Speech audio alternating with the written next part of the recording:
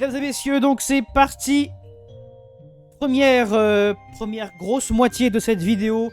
On va parler des événements qui se sont passés entre l'année 118 et 121 au niveau du monde de Anathème en lui-même. Eh bien, sachez que au début de l'année 119, alors que l'on refermait doucement l'année 118, un élément étrange a été rapporté par la plupart des observateurs du monde. C'est d'abord venu par les marins, puis par les mages, et finalement, tout le monde a été un peu au courant. Depuis l'immense maelstrom au centre du monde, là où se trouvait autrefois le continent d'Aephora, eh bien, depuis cet endroit, des brumes ont commencé à s'élever. Des brumes quittant le maelstrom et commençant à se répandre doucement sur les océans, par petites vagues, envahissant le ciel, sans jamais atteindre les continents. Et au cours de l'année 119, ces brumes n'ont fait que s'épaissir. Pas de quoi perturber les navigations, mais les marins, les mages, se sont montrés dubitatifs. Que se passait-il donc ? Les conjectures ont été nombreuses, mais ces brumes étant peu épaisses, n'amenant ni magie, ni monstre, et les navires pouvant passer à travers, à part être là, personne ne s'est inquiété.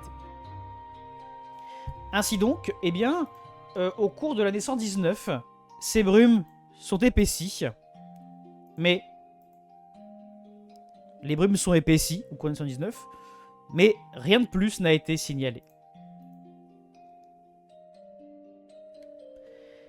Dans le même temps, au cours de l'année 119, il y a eu un événement majeur que l'on a appelé la Grande Concertation.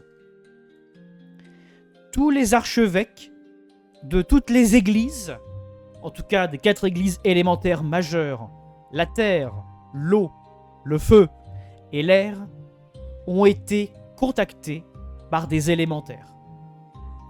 De grands élémentaires, anciens et puissants, qui se faisaient la voix de leur père. Ces élémentaires ont disséminé à travers les églises les choses suivantes.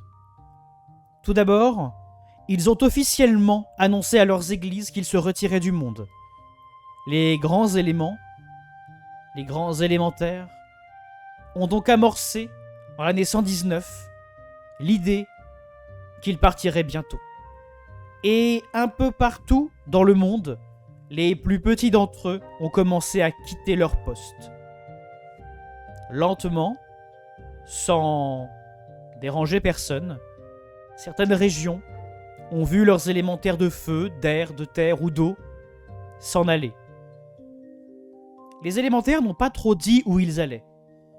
Et la plupart des savants, même des mages, des prêtres, ont conjecturé qu'en réalité, ils se réunissaient dans des grandes étendues, l'océan, les zéphyrs les plus hauts, les volcans, que les élémentaires essayaient de se réagglutiner entre eux, loin des mortels, qu'ils commençaient à fonder leur propre biotope, dans l'espoir de quitter ces terres d'Anathème où, visiblement, ils ne sont plus en sécurité. Le retrait des élémentaires est progressif, mais d'ores et déjà, pour les premiers qui sont partis, on a commencé à voir les premiers cas de prêtres, de paladins, d'acolytes, de dévots, qui perdaient leur pouvoir. En effet, rappelons que sur Anathème, si vous ne possédez pas la magie dès la naissance, votre autre moyen de la posséder, outre avec un pacte, eh bien, c'est justement la religion, la foi. Et sans leur patron, certains membres d'église ont commencé à perdre ces pouvoirs.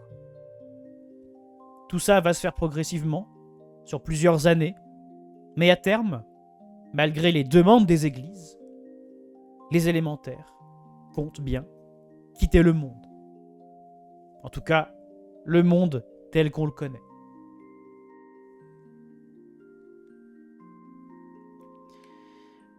Alors, les églises ont réagi de façon extrêmement diverse à cette nouvelle, toutes essayant de juguler la nouvelle comme elles le pouvaient.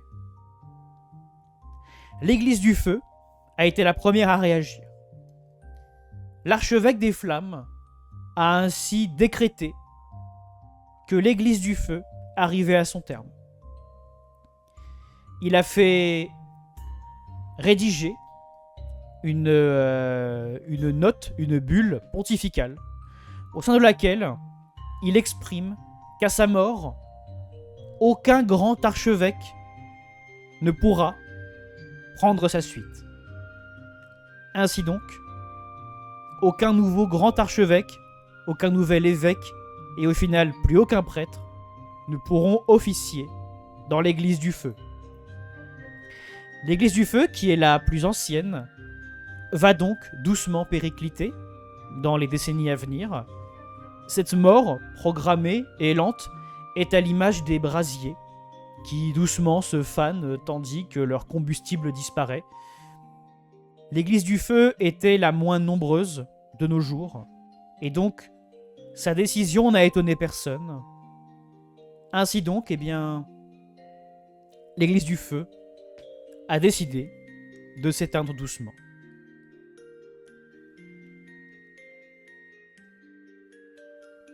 En effet, l'Église du Feu a été la toute première à apparaître. Bonne observation.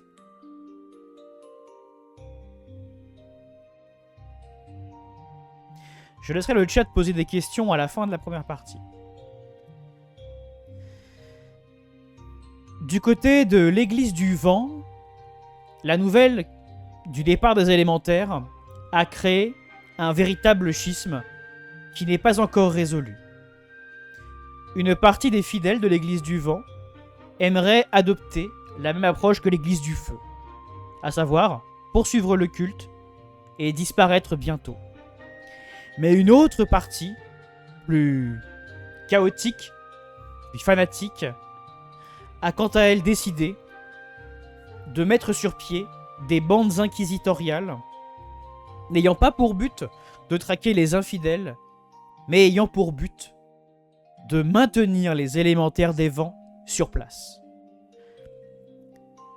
L'Église du Vent est aujourd'hui en proie à des troubles internes entre les partisans de l'encagement des élémentaires pour les empêcher de s'enfuir et les partisans d'une sobre disparition. Si au début les deux camps étaient à peu près au même niveau, en 119, en l'année 120, on s'est rendu compte que, petit à petit, c'était la faction plus fanatique qui commençait à avoir de l'influence.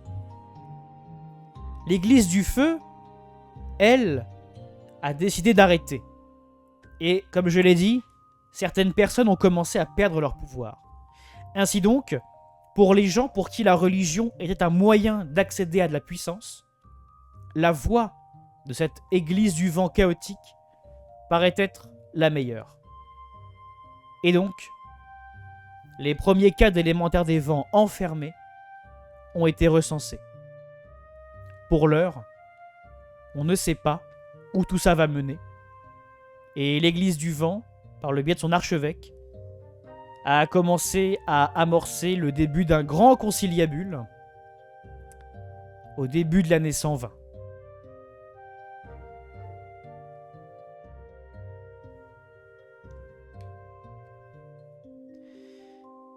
Du côté de l'Église de la Terre, les choses ont été prises avec beaucoup plus de stoïcisme.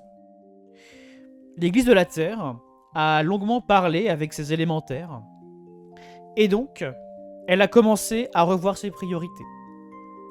L'Église de la Terre a négocié avec les grands élémentaires, et elle a, dit-on, réussi à établir, sur les années qui arrivent, les régions qui, progressivement, perdraient leurs élémentaires.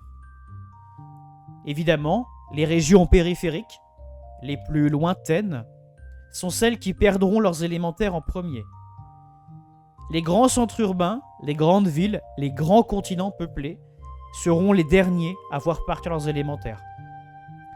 Ainsi donc, l'Église de la Terre, elle temporise le départ des élémentaires et elle espère ainsi conserver une partie de son pouvoir et de son influence le plus longtemps possible. Mais une fois que le dernier des élémentaires sera parti, qu'adviendra-t-il du culte ? À cette question, personne ne peut répondre. Hélas.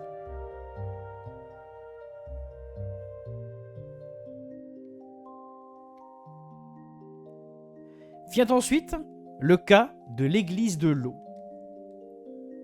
L'église de l'eau, comme à son habitude, est dans la tempérance et l'attente. L'église de l'eau, qui est la deuxième église la plus nombreuse, on va pas se mentir, après l'église de la lumière. L'église de l'eau, de son côté, a entamé et continue d'entamer des discussions avec les élémentaires d'eau, non pas pour les retenir de force, mais pour essayer de comprendre leur motivation. Ainsi donc, là où le feu, la terre et le vent ont eu des réactions immédiates, l'église de l'eau est toujours en discussion avec ses élémentaires. Elle essaye de comprendre. Elle essaye de les convaincre de rester. Elle tente de temporiser. Il y a eu moins de défections d'élémentaires d'eau que d'autres, puisque ces discussions ne sont pas encore terminées. Certaines mauvaises langues disent que l'église de l'eau fait ça pour retarder le départ des élémentaires en les maintenant dans des grands conseils qui n'en finissent pas. D'autres, à l'inverse, pensent que l'église de l'eau essaye sincèrement de comprendre ce qui se passe. L'archevêque de l'eau pense que quelque chose est en train de faire peur aux élémentaires, qu'ils ne disent pas tout. Et derrière le départ des élémentaires, cette église tente de comprendre le fond du problème. Elle ne s'inquiète pas de ses pertes de pouvoir, elle s'inquiète de savoir ce qu'il y a derrière ça. C'est aussi pour cette raison qu'elle fait un peu traîner ces différents conseils, parce qu'elle veut comprendre. Mais pour l'instant, que ça soit en 119, en 120 ou au début 121, leurs tractations n'ont rien donné. On ignore complètement ce qu'il en retire, et l'archevêque de l'eau n'a pu refaire de déclaration.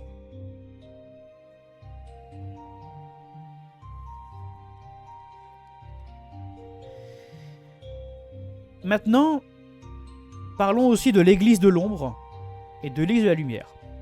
Comme vous le savez, l'ombre et la lumière sont des éléments dits célestes et non pas d'élémentaires en tant que tels, ou très peu. Devant les déclarations des autres églises, l'église de l'ombre, elle s'est repliée sur elle-même. Déjà mal vue, elle est en train de préparer quelque chose. Ses adeptes se font moins présents et ces églises se replient un petit peu. Comme à son habitude, l'ombre n'a pas de volonté d'expansion, mais elle n'a pas non plus de volonté de disparaître. Certains disent que les pratiquants de l'ombre tentent de contacter des entités, des éléments qui seraient en rapport avec les ombres, justement, mais pour l'instant, ça n'aurait pas donné grand-chose. Alors, qu'attendre de l'église de l'ombre ? On ne sait pas. Certains disent que cette église attend que le chaos s'installe, puisque, fatalement, du départ des élémentaires, le chaos s'installera. Il y aura davantage de populations en besoin de révolution, de populations en attente. Et comme vous le savez, l'église de l'ombre sert les opprimés, elle sert les rébellions, et donc, peut-être, dit-on, tentera-t-elle quelque chose quand la situation sera un peu plus délicate. Pour l'instant, elle ne bouge pas.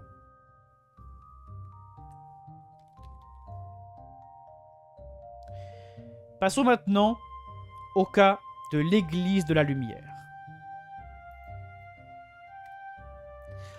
L'église de la lumière, elle a été secouée par deux choses. Évidemment, elle a été secouée en l'année 119 par ses révélations élémentaires. Bien sûr. Mais elle a été aussi secouée par une deuxième information. La main de l'archevêque Aerendil l'Iscalatar Talion est mort. Cette nouvelle, qui n'a été apprise formellement par l'archevêque qu'au début de l'année 119, a provoqué un véritable tollé. Depuis le temple d'Arenwald, l'église de la lumière a déclaré la guerre sainte. La guerre sainte contre toute personne qui s'en prendrait à nouveau à elle. Elle a déclaré prendre le contrôle de nombreuses cités qui étaient sous sa juridiction. Mais surtout, à la fin de l'année 119, la lumière a envoyé plusieurs bâtiments de guerre, des bateaux, en direction du continent de Celefaïs pour mener la guerre et pour faire en sorte que les gens qui ont assassiné l'Iscalatar Talion soient ramenés devant la justice. Des bandes de paladins, d'inquisiteurs et d'hommes en armes ont donc fait voile à la fin de l'an 119 vers Celefaïs, dans l'espoir de ramener la justice là où, dit-on, un saint homme a été injustement mis à mort. Partout à travers le monde, la lumière prend de l'ampleur. Elle murmure aux oreilles des nobles. Elle complote avec les rois. Et également, elle tente d'écraser les autres églises qui essayent de l'arrêter. On murmure que, dans les recoins de la cité-temple d'Arenwald, sur Ifanor, le berceau de la lumière, on prétend que là-bas, l'archevêque Benetor II aurait déclaré que la lumière était en définitive la seule et unique foi qui devrait prévaloir sur le monde. En tout cas, la lumière est en ordre de bataille, et je rappelle que c'est la seule église qui dispose d'une force armée. Les événements prennent une terrible tournure.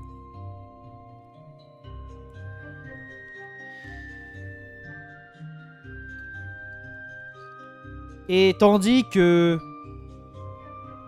ce chaos se propageait, que les églises se délitaient, d'autres événements ont eu lieu.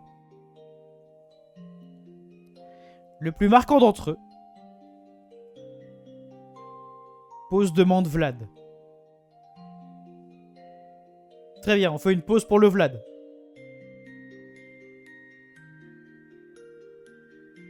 Mon archiviste réclame une pause. Pardon, monsieur l'archiviste.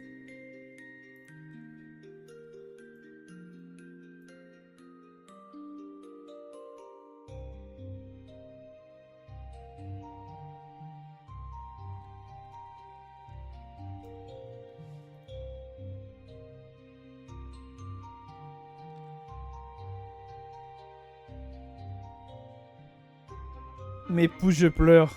Je t'en prie. Donc,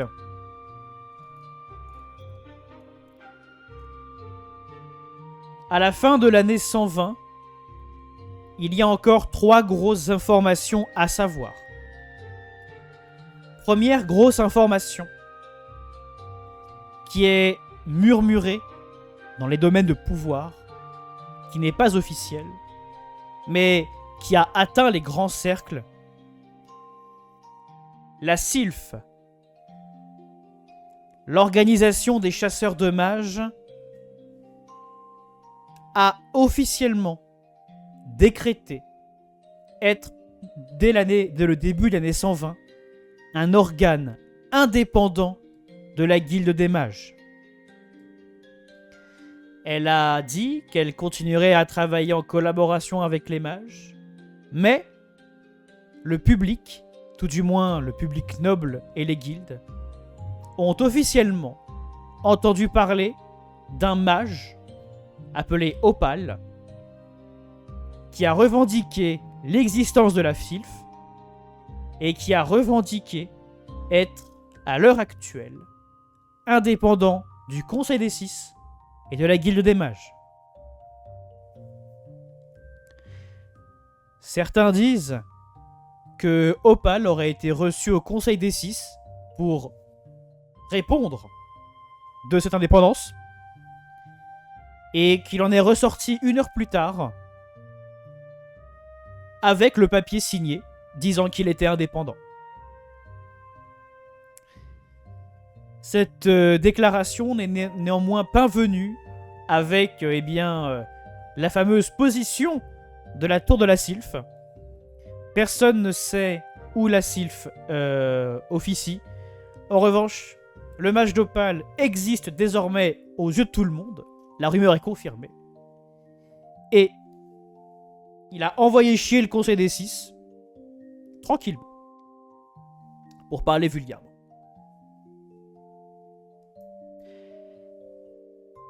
Un autre élément fort qui s'est tenu dans l'année 120, c'est la fusion, enfin le décret de fusion entre la guilde des intendants et la guilde des marchands.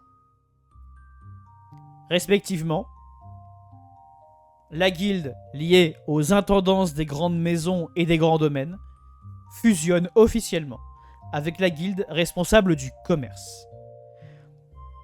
Au début de l'an 121, cette fusion est en cours et n'est pas achevée. Mais à terme, l'objectif, c'est qu'en 122, la fusion soit terminée. La masse d'argent et de pouvoir de cette nouvelle de guilde, qui n'a pas encore de nom, fait trembler de peur les petits royaumes et même certains grands royaumes d'Ifanor, puisque, en s'alliant ainsi, ces deux guildes vont avoir un poids commercial et politique tout à fait fantastique.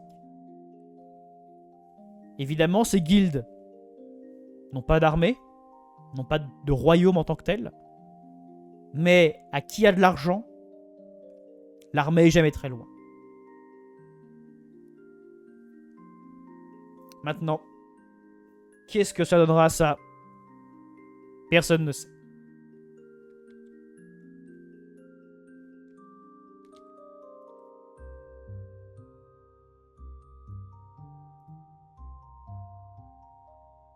Je laisse un petit peu mon archiviste reprendre des forces.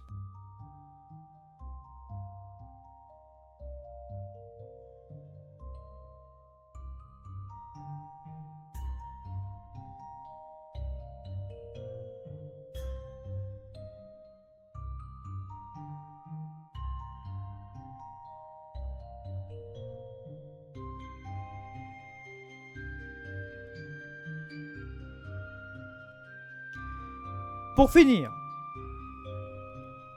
en l'année 121, au début de l'année 121, fin 120, début 121, les brumes sur les eaux se sont brusquement épaissies. Chaque continent se retrouvant isolé des autres par d'épais manteaux de brume tombant sur le monde. Aucun navire parti depuis le début de l'année 121 n'est arrivé à destination. Néanmoins, les portails magiques vers les autres continents fonctionnent toujours.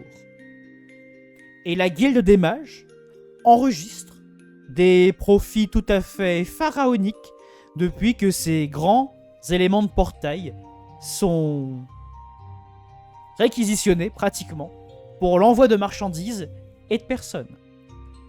Mais tout ceci n'est pas très bon et les mages ont commencé à réduire drastiquement les accès au portail.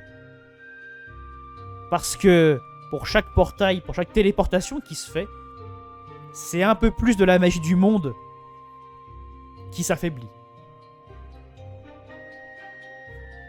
Aujourd'hui, chaque continent est isolé. En tout cas, physiquement.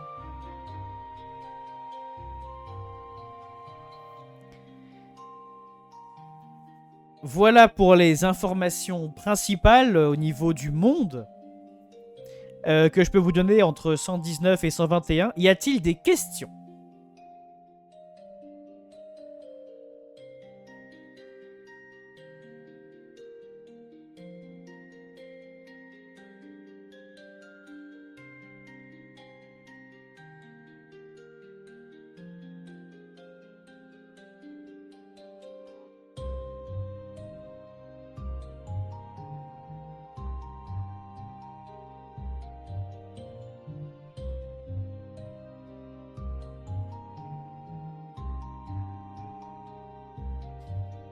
Eh bien, je vais y arriver, mon cher Vlad, puisqu'il y a une deuxième partie dédiée à Celeface.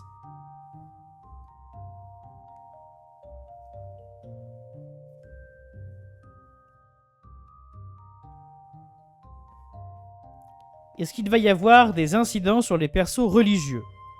Ça va dépendre. Pour l'instant, on va voir dans la partie Celeface. Pour l'instant, ce qu'on sait, c'est que là où les élémentaires s'en vont, si vous aviez des personnages uniquement liés à la religion pour leur pouvoir, ils n'en ont plus.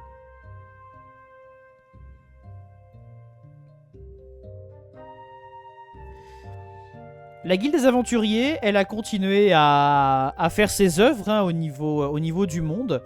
J'y reviens un peu après dans la partie Celeface, mais la Guilde des Aventuriers, elle a été égale à elle-même.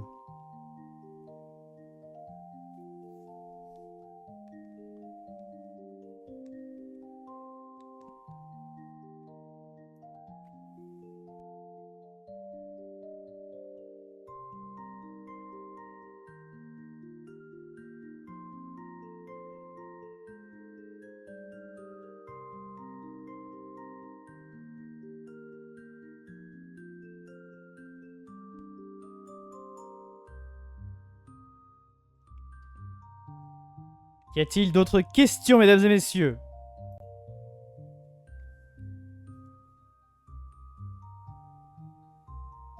Encore une fois, l'accès à vos pouvoirs dépend de si vous avez des élémentaires à proximité ou pas.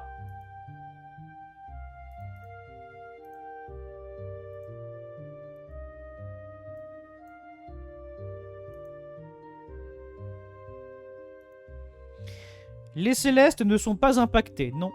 En effet.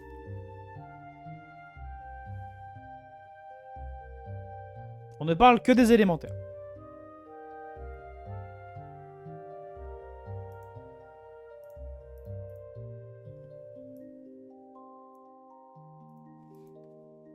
Ah bah ça, faudra lui demander à Loyal.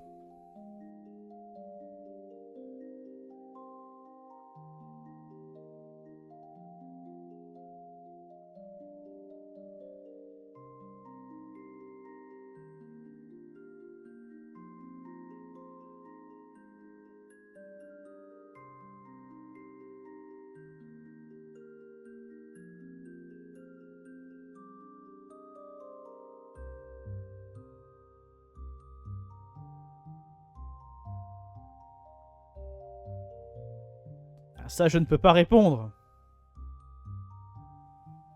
Est-ce que ça souffle une église du feu? Est-ce qu'il peut y avoir ne serait-ce qu'une bonne nouvelle dans ta narration? Oui! Vous êtes vivant!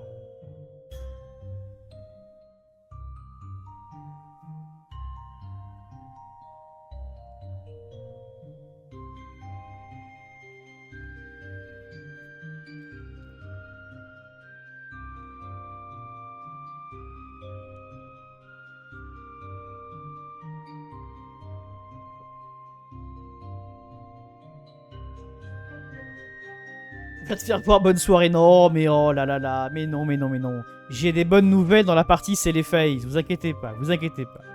Là, je brosse les nouvelles du monde.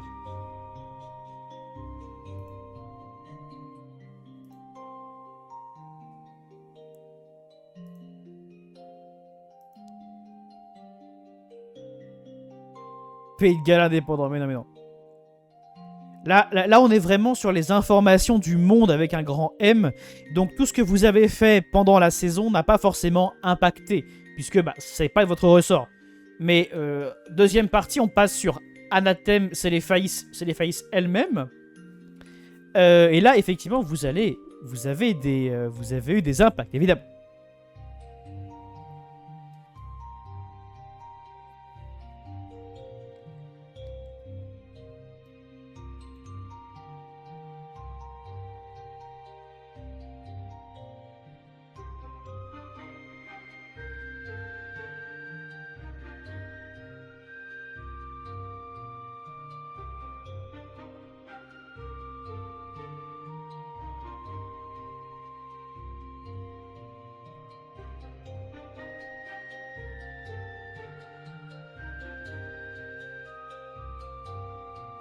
Bien. Mesdames et messieurs, je vais changer la musique. Est-ce que vous êtes prêts aux informations plus directement liées au continent de Celeface?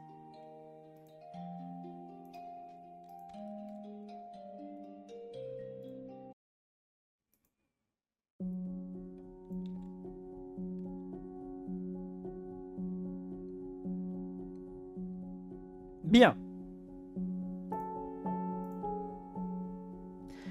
Donc, le continent de Celeface se trouve sous vos yeux, ici.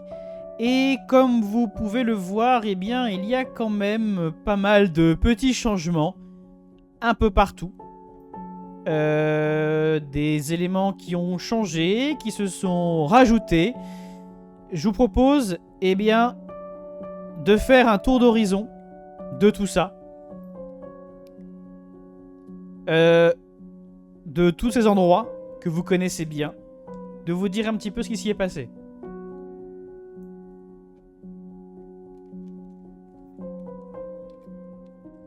Est-ce que vous avez un endroit particulier par lequel vous voulez commencer ?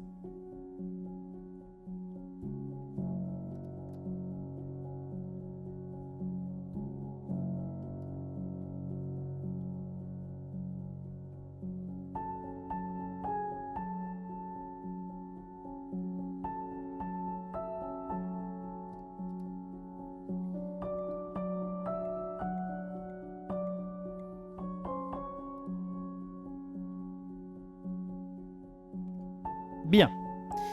Je vais faire un petit focus pour commencer. Vous savez quoi ? Je vais prendre ville par ville, ça ira plus vite. Et on va commencer par Pearlhaven, puisque c'est quand même la ville où vous avez le plus œuvré. Et donc il me paraît normal de commencer par Pearlhaven. À Pearlhaven, un événement important a eu lieu, à savoir l'élection du nouveau roi, Adrian Noirépine. Adrian Noirépine, qui s'était illustré pendant les événements de la main de l'absolution, a été couronné roi avec l'aide de la guilde des aventuriers qui, notamment par le biais d'Herbert, a beaucoup poussé à ça. Adrian a pris ses fonctions au cours de l'an 119. Adrian a complètement réformé la ville. La noblesse a été grandement changée. Adrien, qui est quelqu'un du peuple, a amené une gestion tout à fait nouvelle de Pearlhaven. Il s'est emparé de sujets liés à la basse ville, aux fermes environnantes, et eh bien, sous son influence, Pearlhaven a réussi à reprendre le contrôle de villes qui étaient un petit peu laissées troublées après les événements des Enfants de l'Aurore, notamment Cedarcan et Dunvark, qui sont sa frontière nord. Sous l'influence du nouveau roi, les guildes ont trouvé un nouvel essor, et Pearlhaven s'est réaffirmé comme le centre vivant du continent. Des nouvelles routes commerciales ont été développées. Une acceptation de toutes les religions a été promulguée. Et finalement, même si les nobles ont essayé de faire de la résistance, ils ont été petit à petit balayés. Et le roi a remplacé sa cour de courtisans par les chefs des différentes guildes présentes sur place. En somme, Adrian a préféré s'entourer des chefs de guilde plutôt que des chefs des maisons nobles pour gouverner, et depuis 2 ans, Pearlhaven retrouve un second souffle.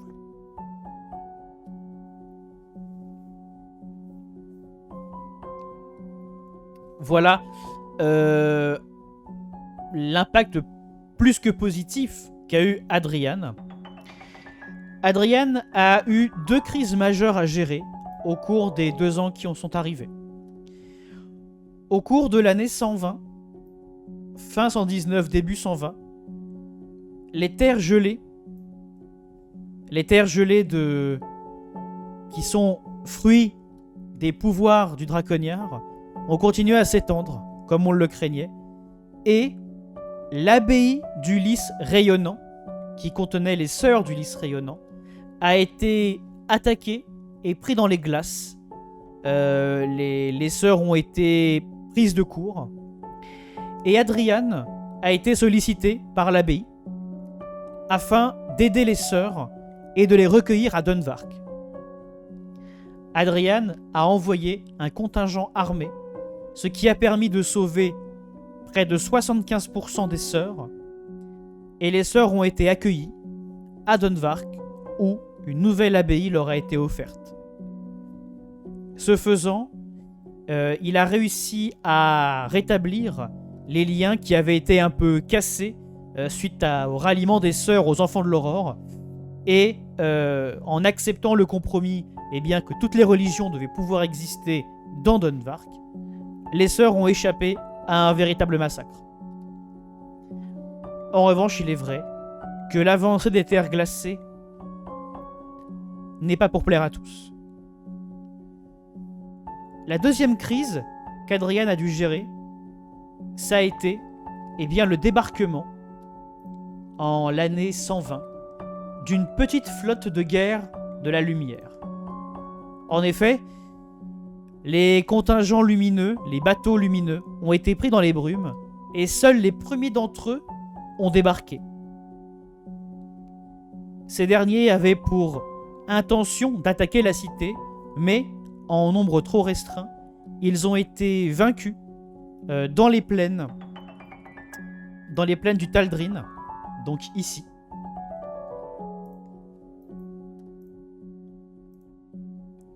Ils ont été vaincus juste là, dans les plaines du Taldrin, et les membres de la lumière se sont repliés, dispersés. Il a été difficile de les vaincre, ça a été une bataille complexe, mais avec le soutien des guildes, de toutes les guildes, Adrian a triomphé, permettant de garder la paix à Pearlhaven. Enfin, l'annonce de la fusion des marchands et des intendants est bien arrivée à ses oreilles, et Adrian s'est entouré des aventuriers, des mercenaires, des mages et des assassins afin de surveiller la montée en puissance de cette future guilde fusionnée, craignant que ce nouveau pouvoir tente de faire vaciller le sien. Voilà ce qu'on pouvait dire sur Pearlhaven et Adrian. Est-ce que vous avez des questions ?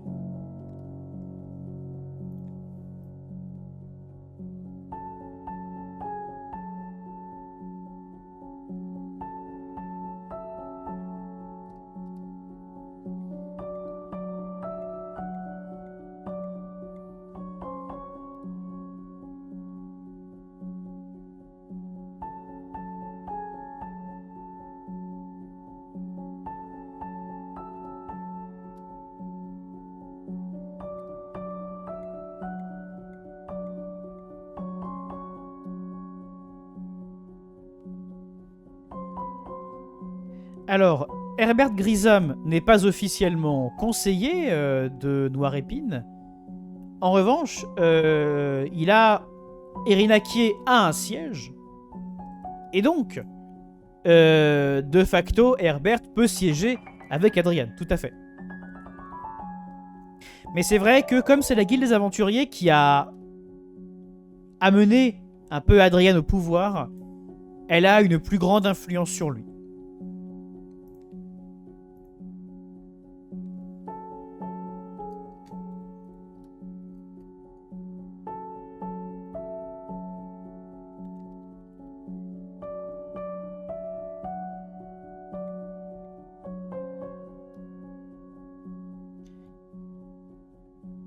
Est-ce que d'autres... Alors, effectivement, il y a d'anciennes populations des enfants de l'aurore qui ont éventuellement pu rejoindre les terres de Dunvark et Sedarkhan.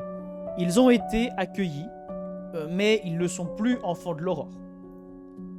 Ils sont des populations tout à fait classiques.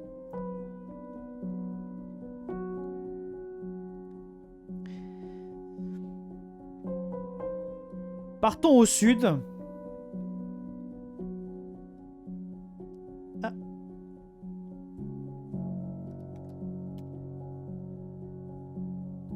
Excusez-moi, j'ai un petit bug.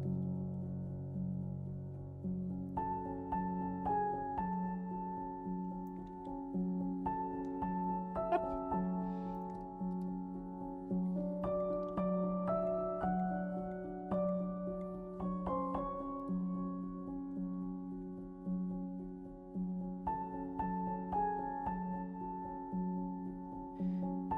Descendons un petit peu plus bas. Ah mais les nécromanciens, c'est pas une religion, mon bon Holoc. Descendons un petit peu à Alcanater, si vous le voulez bien.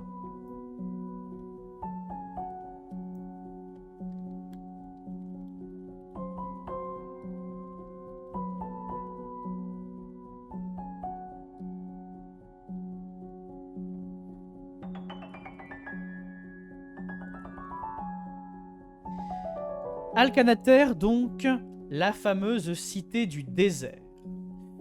Alcanater est toujours... hop.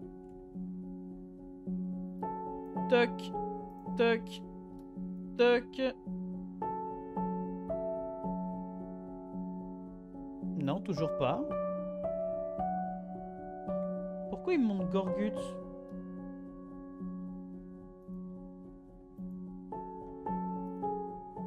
Ah, je sais. On va reparler de Gorgut, vous en faites pas. Donc, disais-je, Alcanater est toujours aux mains du prince Azar Safarad, dernier des princes marchands à être resté en ville. Alcanater qui est devenu la nouvelle, la nouvelle cité accueillant l'église du vent, donc la cathédrale du vent de Celefaïs est à Alcanater. Et, eh bien, Alcanater a commencé à se développer. Autrefois, cité plutôt connue pour ses excès, Alcanater, eh bien, elle a réussi à se diversifier. Elle a réussi à se trouver un nouvel élan. Et le prince a commencé à étendre très largement son domaine. Certains disent qu'il a presque totalement amené sous sa coupe les différentes tribus nomades du désert et que, bientôt, l'ensemble du désert sera sien. Il a passé un pacte, conclu une alliance avec Adrian Noirépine de Pearlhaven pour que les frontières de son royaume s'arrêtent au désert. Néanmoins, certains dans l'ombre semblent dire qu'il a des velléités plutôt portées vers la partie ouest. Ainsi donc, Alcanater pourrait, dans les prochains temps, essayer de s'emparer de toutes les bordures gauches de la Taldrine qui se trouve ici. Donc il pourrait avoir envie de se tailler une part du lion sur l'ensemble du Taldrine et peut-être même pousser vers les marécages de Skull Reef jusqu'à la crique des Pendus. Donc peut-être une extension vers l'ouest d'Alcanater c'est les ragots. Personne ne sait trop si ça va être le cas ou pas. Toujours est-il que, pour l'instant, Alcanater se tient à carreau, mais que pour la première fois de son histoire, la cité dispose d'une bannière, d'une armée commune et d'un plein contrôle sur ses provinces. Ça n'était jamais arrivé. Et, comme on peut s'y attendre, l'Église du Vent y est la religion officielle.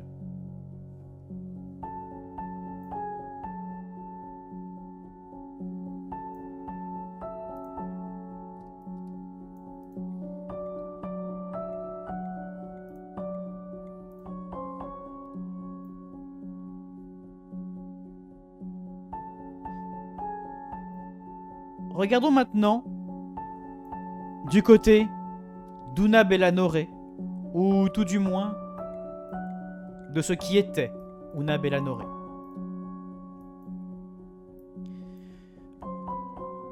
L'année 120 a été marquée par l'arrivée au pouvoir d'Aphyrax, qui s'est autoproclamé Dracosire.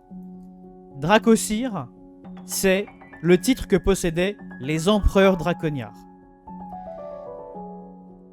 Il a construit, ou il a trouvé, une antique cité draconienne, Wyrmar, qu'il a investie dans les montagnes. Son armée d'élémentaires, de Wyrmelin et d'autres créatures a commencé à s'étendre aux quatre coins du nord-ouest de Céléphaïs. Sa technique de récupération de territoire est pour le moins agressive. Il envoie ses Wyrmelins, il envoie ses hommes et il récupère les territoires qu'il pense être les siens. La rumeur de sa possession d'un artefact extrêmement puissant s'est répandue, si bien que aucune armée n'ose pour l'instant défier la sienne. Alors, il est à noter que si ces armées, ces généraux, ont été visibles et audibles depuis 2 ans, eh bien, lui-même, Aphyrax, n'a fait aucune apparition publique. Aphyrax ne s'est pas montré à aucun moment, n'a été vu en aucune bataille, et les rares personnes qui ne sont pas de son royaume, qui ont été reçues à Wyrmar, ne l'ont pas rencontré. Personne ne sait ce que fait Aphyrax, où il est. Tout ce qu'on sait, c'est qu'il existe et qu'il continue à œuvrer puisque ces territoires poursuivent leur avancée.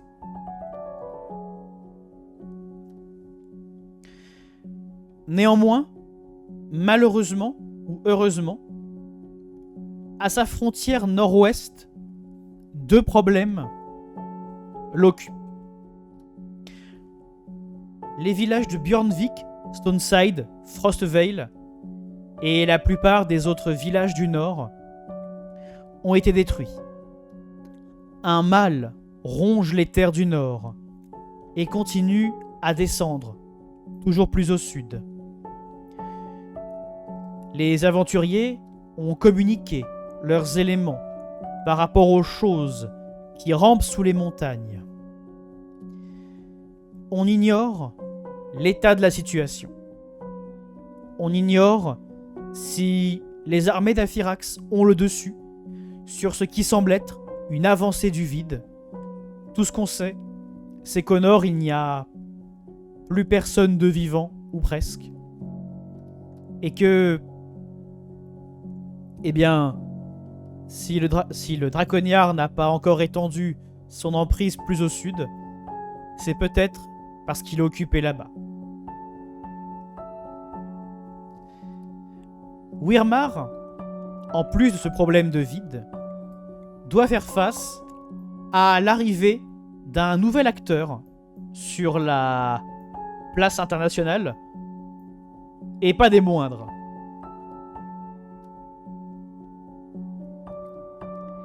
Comme vous le savez, les orques de Vurdlaxar sont toujours tenus très tranquilles ces derniers temps. Oui, mais voilà, un orc, plus fort que les autres, a réussi à mettre un terme à leur guerre philosophique. Cet orc, c'est lui. Toc. Non, c'est pas lui. Cet orc, c'est lui.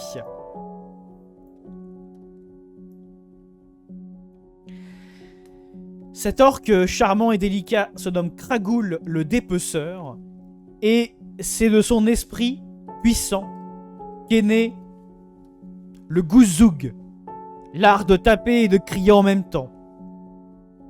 Une véritable révolution chez les orques qui désormais peuvent taper et crier en même temps. Et sachez que maintenant qu'ils sont unifiés, les clans orques ont commencé à prendre d'assaut les îles situées à leur sud immédiat. Ils ont créé de petits villages, des avant-postes, et désormais, les orques préparent leurs armes, prêts à fondre sur Céléphaïs, même si, à l'heure actuelle, de ce que rapportent les observateurs, leur bateau ne flotte pas. Ce qui est assez chiant pour attaquer les côtes, on va pas se mentir. Donc pour l'instant, ils ont une armée, mais leur bateau ne flotte pas. Et leurs boys sont sont pas assez endurants pour nager jusqu'à la côte. Donc pour l'instant, c'est une menace en suspens. Mais attention, ils travaillent sur un prototype de bateau qui flotte. Va pas falloir les emmerder. Attention. Cela dit, au-delà du côté comique des orques, notez bien que leur population a largement augmenté et que, eh bien, ils auraient asservi les quelques populations qui se trouvaient sur ces îles, permettant malheureusement d'obtenir, eh bien, une manne de personnes pouvant les aider à se reproduire, si j'ose dire.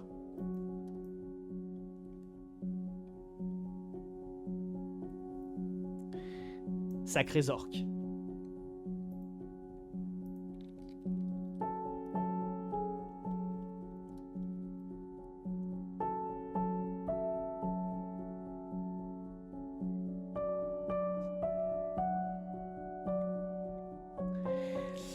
Un autre problème de Wyrmar se situe ici.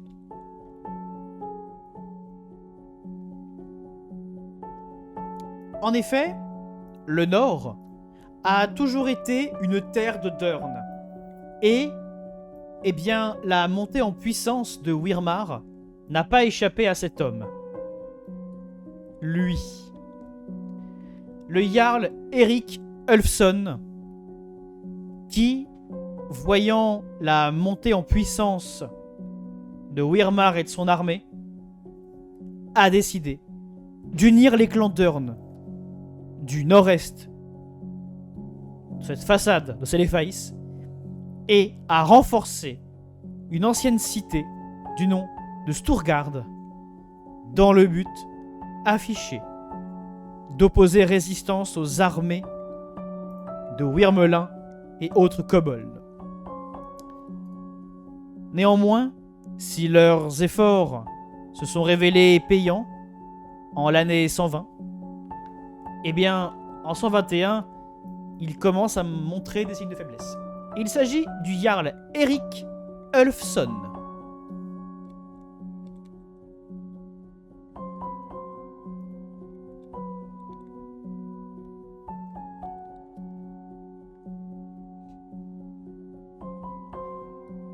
Eric Ulfson, tout à fait. Et donc, ces troupes commencent à montrer des signes de faiblesse.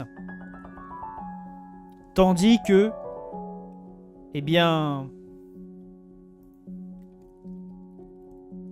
Tandis que tous redoutent le jour où le draconniard fera son entrée, puisque ils savent qu'il a un artefact, et ils savent qu'il pourrait peut-être les balayer.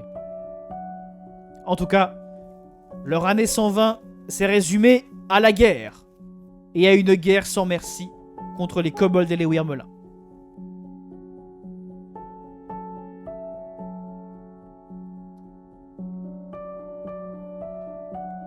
Déportons-nous maintenant dans les anciennes terres des enfants de l'aurore. La cité de Crépuscule, fondée là où se trouvait la chapelle du Crépuscule, renforcée, construite sous le règne des enfants de l'aurore. Cela va faire donc un peu plus de 2 ans que les enfants de l'aurore ont, dit-on, échoué à invoquer Azriel et que les enfants de l'aurore en eux-mêmes ont été disloqués. Les fidèles de la chapelle, les évangélistes, le lys rayonnant, tout ce petit monde a commencé à se déliter. Oui, mais à l'aube de l'année 120, une bataille a eu lieu et la cité de Crépuscule est tombée des mains de ses premiers dévots aux mains des évangélistes. Les évangélistes se sont renommés les fils de l'aurore et ils sont menés par un homme, ou plutôt un jeune homme, aux yeux brillants de doré, qui se fait appeler le duc Valerian Cassius. Il prétend, Valerian, être le successeur de Charles, et il prétend entendre la voix d'Azriel à son tour. Certains disent qu'il est investi de pouvoir angélique, et il explique la défaite à la tour d'Akutzar comme le fait qu'Azriel a refusé de se montrer à Charles et que Charles aurait décidé, pour cacher son erreur, de massacrer ses fidèles et de tuer toutes les personnes qui l'avaient suivi dans un accès de folie. Valerian Cassius, donc, dirige désormais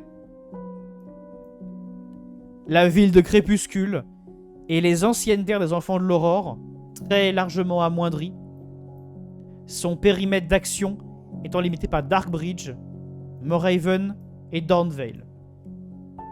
C'est donc un petit duché, mais un duché aux mains donc des fils de l'aurore, qui disent être les fils de l'aurore, qui disent être les seuls et véritables descendants officiels des enfants de l'aurore. Il n'est pas un demi-élémentaire, c'est un humain. Mais il est vrai que ses yeux, brillants de doré, ont quelque chose de surnaturel qui ne serait pas sans rappeler quelqu'un d'autre.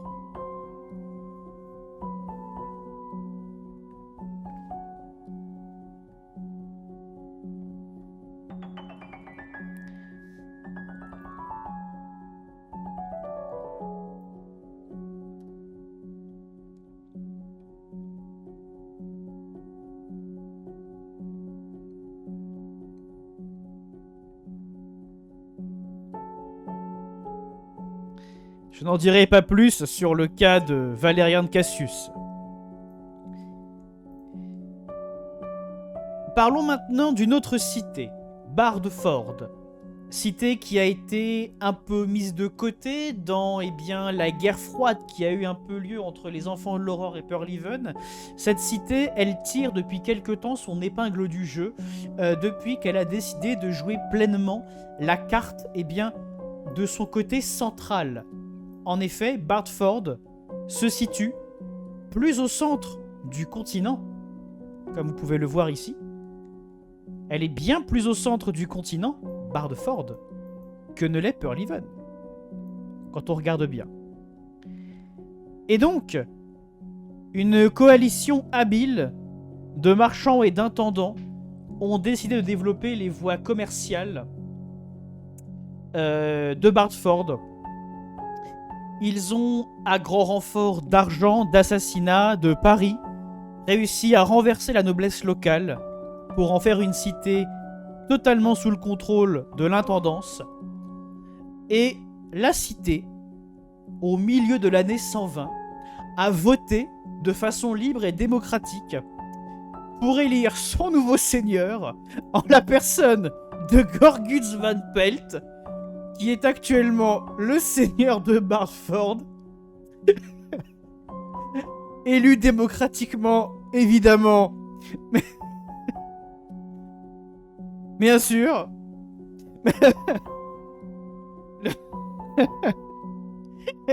Élu avec 120% des voix, quasiment.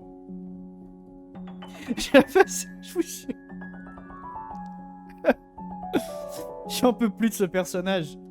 Donc il a été élu à Bardford comme seigneur de Bardford, et donc il dirige désormais la cité, la cité commerciale par excellence, et il développe de nombreuses routes commerciales, qui est donc Gorguts qui se montre implacable et avec des deals toujours très juteux. Il aurait gagné sa campagne présidentielle, il aurait gagné sa campagne avec le slogan Make Bradford Great Again. Bon, ça a visiblement plu. Et du coup, il a été élu. Voilà.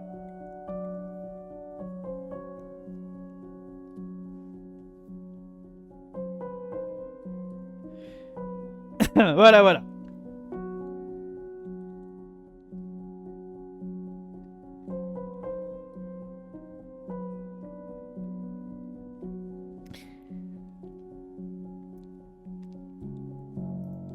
Alors, cela peut faire sourire, mais il y a d'autres choses qui se passent, puisque plus au sud, quelque chose s'est passé. Entre l'année 119 et l'année 120, des navires étranges ont accosté sur la petite île, pas très loin du duché de Velgras, et ils y ont fondé la cité de Dorchar. Une cité forgée à même la roche et dirigée par le seigneur Dajar Corellis. En effet, une flotte de tyrannos est arrivée sur les côtes de cette île et a fondé une cité. Ils ont fondu sur les populations et ont pris le contrôle de l'île, avec 3 navires seulement. Et le seigneur Dajar laisse à penser, à grands coups d'évangélisation, Dajar Corellis. Et Dajar, déjà dans un premier temps, convertit de force les populations de l'île à la religion draconique, mais il laisse penser que d'autres navires sont en chemin. Ce n'est pas un draconniard, c'est un tyrannos. Attention, les draconniards ont des ailes. Les tyrannos sont l'espèce qui est arrivée après draconniard. Pour l'instant, il n'a qu'une petite force armée sur cette île. Mais ses velléités sont malheureusement faciles à identifier.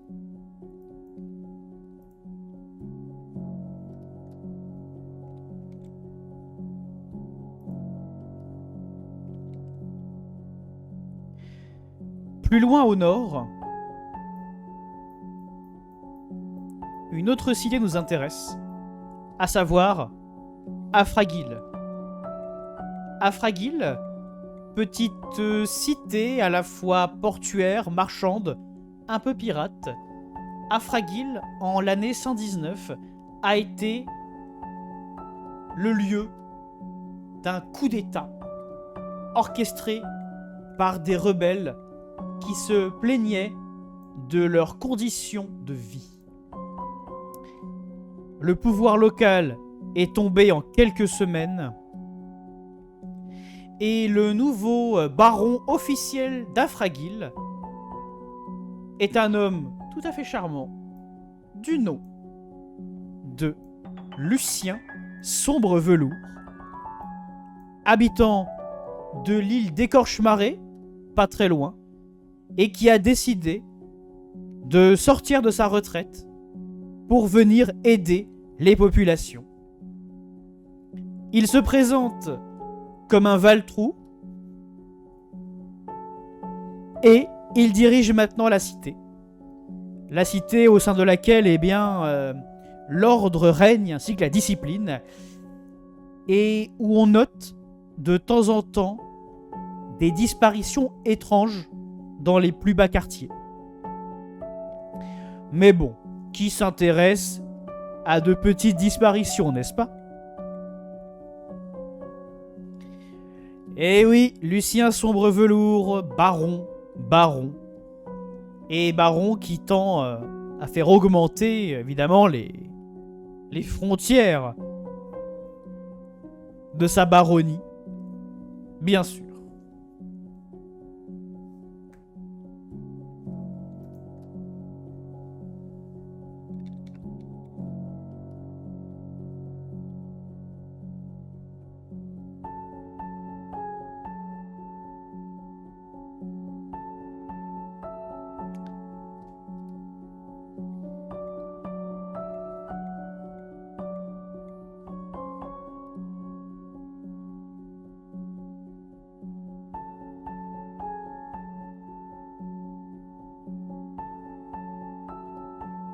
Et il y a un dernier point que nous pouvons évoquer, mesdames et messieurs.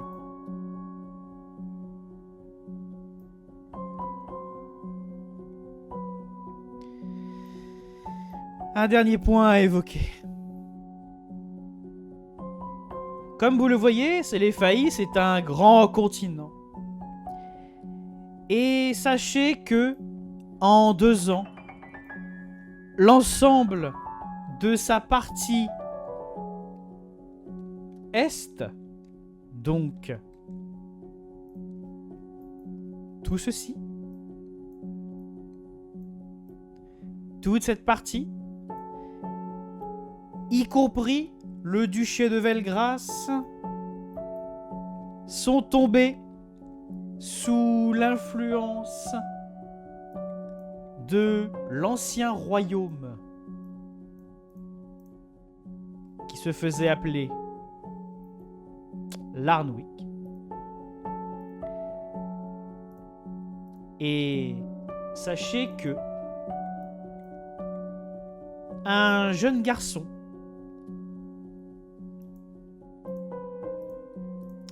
du nom de Lucas Veitarion, prince puis roi de l'Arnwick, a décidé, après avoir terminé sa conquête, de se faire nommer empereur. Au sein de son empire, il n'est qu'une seule religion, le silence. Seuls les humains et les Durn sont tolérés. Les autres sont réduits en esclavage ou chassés. L'est de Céléphaïs est donc tombé sous le contrôle du silence. Et les tentatives des différents royaumes et églises pour essayer de reprendre du terrain se sont montrées vaines.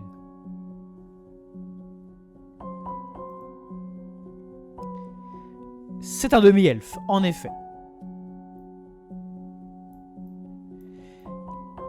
Il est à noter que le duché de Velgras s'est battu. Le duché de Velgras s'est battu. Mais, privé du renfort de l'église de la Lumière, qui, je le rappelle, a été battue à la main de l'absolution, leurs armées n'ont pas fait le poids. Aujourd'hui, l'ensemble de l'est de Séléfaïs est sous le contrôle de l'Arnwick, sauf un endroit. Il y a un endroit qui n'est pas sous le contrôle de l'Arnwick. De l'autre côté des montagnes, un village perdu dans la forêt, du nom de Ravenholm, n'est pour l'instant pas tombé sous l'influence du silence. Perdu dans une forêt obscure, ils ont l'air de résister. Mais je n'en dirai pas plus, puisque nous avons une campagne qui abordera la question. Voilà la situation du continent de Séléfaïs au début de la saison 4. Voilà dans quoi vous allez jouer. Est-ce que vous avez des questions particulières ou un endroit que vous voudriez voir ?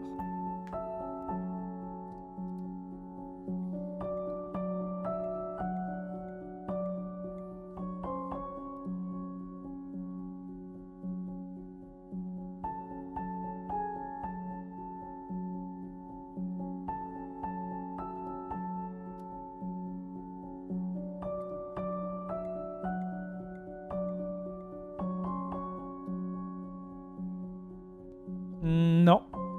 Non, Q. C'était pas là-bas.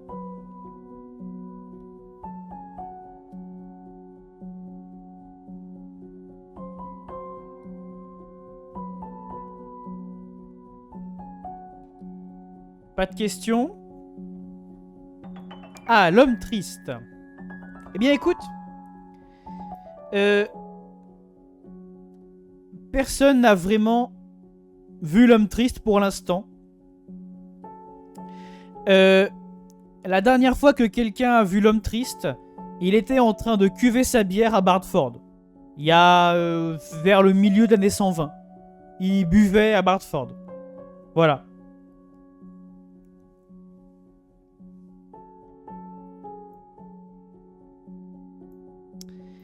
Le royaume d'Elandir, l'Iraenor, eh bien, a été rendu à sa royauté légitime. Néanmoins, le royaume elfique est sous le coup des glaces de Wyrmar. Pour l'instant, le royaume n'a pas fait face à une attaque massive, mais il s'y prépare.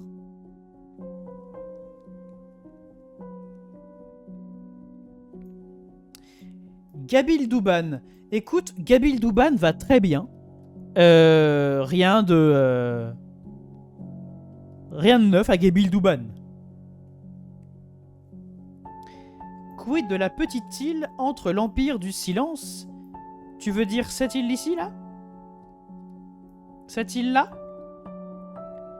Eh bien, ma foi, cette île, qui appartient au seigneur Sombre Velours, fait office de poste avancé pour Afragil, qui conserve donc un œil sur l'Arnwick. À Gabil Douban, oui, c'est la famille de Tavel.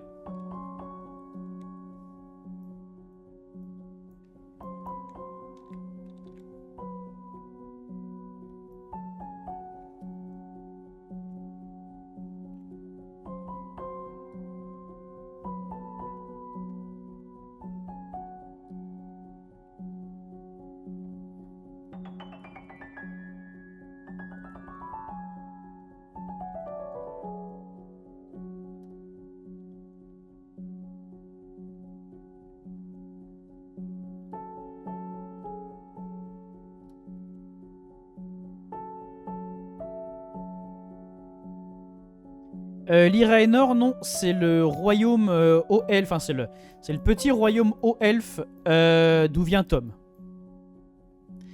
Les elfes sylvains restants, ils ont été accueillis un peu partout. Pour l'instant, ils se sont pas recoalisés.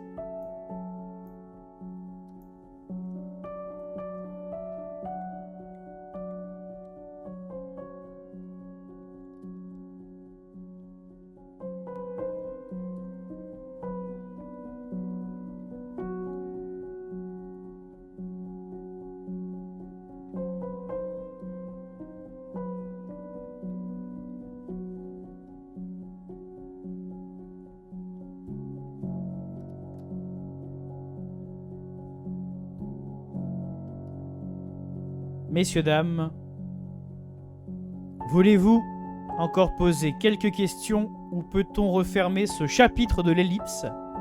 Puisque je vous ai donné toutes les informations que j'avais pour vous. Alors s'il n'y a pas de questions...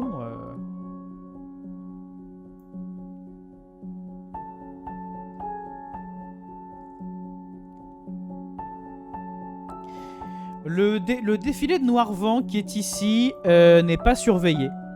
Il n'est sous le contrôle de personne. Bartford ne s'y intéresse pas trop. Et les évangélistes qui avaient été placés là par les enfants de l'aurore sont partis.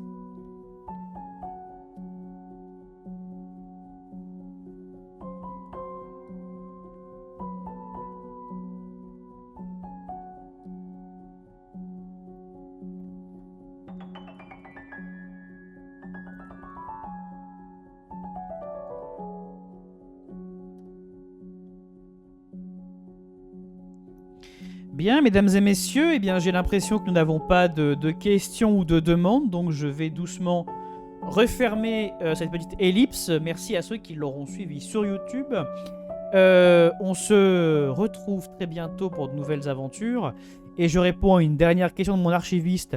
Le cercle des glyphes s'est-il exprimé sur la situation? Oui, le cercle des glyphes est extrêmement préoccupé par la montée en puissance du silence. Et le cercle des glyphes appelle à toute collaboration qui permettrait d'arrêter le silence, y compris à des collaborations qui pourraient être jugées amorales. Et donc, sur cette dernière question, mesdames et messieurs, on se retrouve bientôt pour la saison 4. Portez-vous bien et à bientôt.